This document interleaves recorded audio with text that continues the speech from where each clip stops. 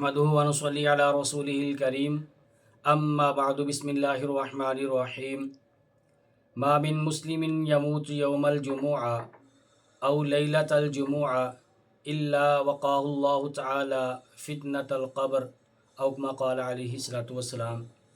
انتہائی واجب الاحترام سامعین گرامی، آج کی نشست میں آپ احباب کے سامنے جمعۃ المبارک کے چند ایک فضائل اور مسائل کا تذکرہ کرنا مقصود ہے۔ پروردگار عالمین سے دعا ہے میری زبان پہ کلمہ حق جاری فرمائے۔ عزیزان گرامی، اللہ تبارک و تعالیٰ نے سارے دنوں کو پیدا فرمایا، سارے مہینوں کو، سالوں کو، غرض یہ کہ ایک ایک گھڑی کے خالق اللہ تبارک و تعالیٰ کی ذات ہیں، اور اللہ تبارک و تعالیٰ نے کسی دن، کسی مہینے، کسی ٹائم کو منحوس نہیں بنایا، اور اللہ تبارک و تعالیٰ نے درجہ بدرجہ دنوں کے اوپر فضیلت عطا فرمائی ہے، اور ان دنوں میں سے ایک دن ایسا ہے کہ جسے اللہ تبارک و تعالیٰ نے، اللہ کے نبی علیہ الصلوۃ والسلام نے سید الایام ارشاد فرمایا ہے کہ یہ تمام کے تمام دنوں کا سردار ہے، جسے جمعۃ المبارک کہا جاتا ہے۔ نبی کریم علیہ الصلوۃ والسلام نے ارشاد فرمایا خیر یوم طلعت علیہ الشمس یوم الجمعہ۔ صحیح مسلم کے اندر یہ روایت موجود ہے، آپ نے ارشاد فرمایا کہ سب سے بہترین وہ دن ہے جس دن سورج طلوع ہوتا ہے، تو ان دنوں میں سے وہ دن جمعۃ المبارک کا دن ہے۔ تو حضور علیہ الصلوۃ والسلام نے تمام کے تمام دنوں میں سے سب سے بہترین اور افضل ترین دن جس دن کو بتلایا ہے وہ جمعۃ المبارک کا دن ہے۔ اور اسی طرح ایک اور روایت میں نبی پاک صلی اللہ علیہ وآلہ وسلم نے ارشاد فرمایا کہ لا تطلع الشمس ولا تغرب على يوم افضل من يوم الجمعہ وما من دابۃ الا وهي تفزع يوم الجمعہ الا هذين الثقلين الجن والانس، او كما قال علیہ الصلوۃ والسلام۔ صحیح ابن حبان کے اندر یہ روایت موجود ہے، حضور علیہ الصلوۃ والسلام نے ارشاد فرمایا کہ سورج جمعہ سے زیادہ کسی دن کے اوپر طلوع اور غروب نہیں ہوتا، سورج جمعہ سے زیادہ افضل کسی دن کے اوپر طلوع اور غروب نہیں ہوتا۔ آگے آپ علیہ الصلوۃ والسلام نے ارشاد فرمایا اور جمعۃ المبارک کے دن انسان اور جنات کے علاوہ جتنی بھی مخلوقات ہیں وہ ساری کی ساری مخلوقات اللہ تبارک و تعالیٰ سے ڈرتی رہتی ہے۔ وہ اللہ رب العزت سے کیوں ڈرتی ہے؟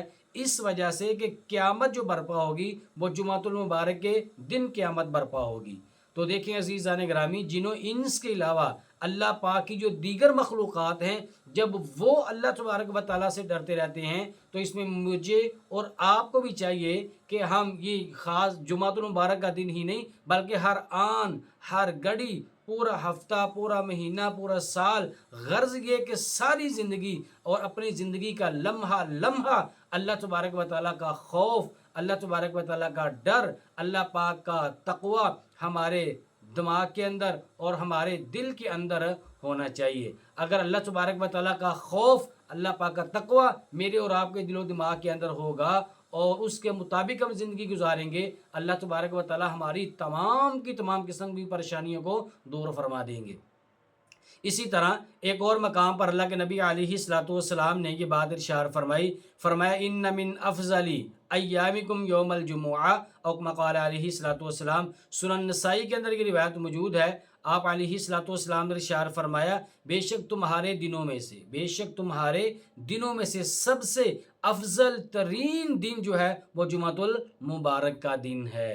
اور اسی طرح ایک اور روایت میں آپ علیہ الصلوۃ والسلام نے ارشاد فرمایا، سنن ابن ماجہ کے اندر یہ روایت موجود ہے، فرمایا ان یوم الجمعۃ سید الایام، او کما قال علیہ الصلوۃ والسلام، فرمایا کہ جمعے کا دن تمام کے تمام دنوں کا سردار دن ہے۔ اور اسی طرح ایک اور روایت میں آپ علیہ الصلوۃ والسلام نے ارشاد فرمایا کہ ان یوم الجمعۃ سید الایام واعظمها عند اللہ تعالی، یہ بھی سنن ابن ماجہ کے اندر روایت موجود ہے۔ آپ نے ارشاد فرمایا کہ جمعۃ المبارک کا دن یہ تمام کے تمام دنوں کا سردار دن ہے، اور اللہ تبارک و تعالیٰ کے ہاں اس دن سے زیادہ افضل فضیلت والا اور دن کوئی بھی نہیں ہے۔ اور اسی طرح اللہ کے نبی صلی اللہ علیہ وآلہ وسلم نے ارشاد فرمایا کہ اللہ تبارک و تعالیٰ نے اس خاص جمعۃ المبارک کو 5 خصلتیں عطا فرمائی ہیں. ان خصلتوں میں سے پہلی خصلت یہ ارشاد فرمایا کہ فیہ 5 خصال خلق اللہ تعالیٰ فیہ آدم. اس دن میں اللہ تبارک و تعالیٰ نے سیدنا آدم علیہ السلام کو پیدا فرمایا. وہبت اللہ فیہ آدم الی الارض. اور اسی جمعۃ المبارک میں اللہ تبارک و تعالیٰ نے سیدنا آدم علیہ السلام کو جنت سے زمین کی طرف آپ کی تشکیل فرمائی.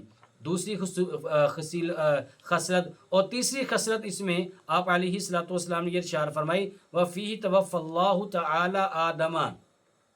اور اسی جمعۃ المبارک کے دن سیدنا آدم علیہ السلام کو اللہ تبارک و تعالیٰ نے واپس اپنے پاس بلا لیا. چوتھی اس میں یہ ہے وفی ساعۃ لا یسأل اللہ تعالی فیہ العبد شیئا الا اعطاہ. کہ جمعۃ المبارک میں ایک گھڑی ایسی آتی ہے کہ جس گھڑی میں جو کچھ اللہ تبارک و تعالیٰ سے مانگا جائے اللہ تبارک و تعالیٰ جمعۃ المبارک کی برکت سے ضرور بضرور اپنے مانگنے والے کو عطا فرما دیتے ہیں. آگے فرمایا ما لم یس الحرام الا یہ کہ وہ حرام چیز کا مطالبہ نہ کرے. جو کائنات کے اندر جتنی بھی حلال چیزیں ہیں اگر وہ ساری کی ساری چیزیں اللہ تبارک و تعالیٰ سے مانگے تو اللہ تبارک و تعالیٰ دعا کو قبول فرماتے ہیں. جمعۃ المبارک کی برکت سے اللہ پاک وہ ساری چیزیں دینے کے اوپر بھی قادر ہیں. اور پھر آگے ارشاد فرمایا کہ وفیہ تقوم الساعہ. 5ویں خصلت آپ نے ارشاد فرمائی کہ اسی جمعۃ المبارک کے دن ہی اللہ تبارک و تعالیٰ قیامت کو برپا فرمائیں گے. تو دیکھیں کتنی فضیلتیں اللہ کے نبی صلی اللہ علیہ وآلہ وسلم نے اس ایک دن کی جسے جمعۃ المبارک کہا جاتا ہے اس کی آپ علیہ السلام نے ارشاد فرمائی ہیں. اسی طرح ایک اور روایت میں جامع ترمذی کے اندر روایت موجود ہے. آپ نے ارشاد فرمایا کہ ما من مسلم یموت یوم الجمعۃ او لیلۃ الجمعۃ الا وقاہ اللہ تعالی فتنۃ القبر او کما قال علیہ السلام. آپ نے ارشاد فرمایا کہ جو شخص جمعۃ المبارک کے دن میں یا اس کی رات میں جو بندہ فوت ہوتا ہے اللہ تبارک و تعالیٰ جمعۃ المبارک میں فوت ہونے والے شب کو یا دن کو فوت ہونے والے کو اللہ تبارک و تعالیٰ عذاب قبر سے اس کی حفاظت فرما دیتے ہیں. تو کتنی فضیلتیں اللہ کے نبی علیہ السلام نے اس ایک دن کی ارشاد فرمائی ہیں. تو جمعۃ المبارک میں ہم جمعے کی ادائیگی کے لیے جائیں تو جمعہ کی نماز باجماعت ادا کرنے کے بھی بڑے فضائل آپ علیہ السلام نے ارشاد فرمائے. آپ نے ارشاد فرمایا کہ جو بندہ جمعۃ المبارک میں جمعے کی ادائیگی کے لیے وقت ٹائم جیسے شروع ہوتا ہے چلا جاتا ہے ادھر آسمان سے فرشتے مسجد کے دروازوں کے اوپر آ کر کھڑے ہو جاتے ہیں. تو یہ رجسٹر کھول کر کھڑے ہوتے ہیں. جو نمازی نماز پڑھنے کے لیے آتا ہے تو فرشتے اس کا نام لکھ لیتے ہیں. اور جیسے ہی خطبہ ہوتا ہے تو رجسٹروں کو بند کر کر خطبہ سننے کے لیے وہ مسجد کے اندر تشریف لے آتے ہیں. لیکن بڑے افسوس سے یہ بات کہنی پڑتی ہے کہ آج کا مسلمان وہ اس وقت مسجد کے اندر جاتا ہے کہ جس وقت اذان ثانی کے بعد امام صاحب خطبہ دینے کے بعد جب نماز کھڑی کر لیتے ہیں تو اس وقت باغے گئے اور 2 رکعت جمعۃ المبارک ادا کی اور باغے واپس آ گئے. تو جمعۃ المبارک کی کتنی رکعات ہیں تو اس کا ذکر انشاءاللہ پھر آپ کے سامنے عرض کیا جائے گا. جمعۃ المبارک کو کب اللہ پاک نے فرض کیا تو یہ ساری باتیں انشاءاللہ اگلی نشست میں آپ کے سامنے عرض کروں گا. دعا اللہ تبارک و تعالیٰ سے اللہ پاک ہمیں اس برکت دن کی تمام برکتوں سے مالا مال فرمائیں. آمین. وآخر دعوانا ان الحمدللہ رب العالمین.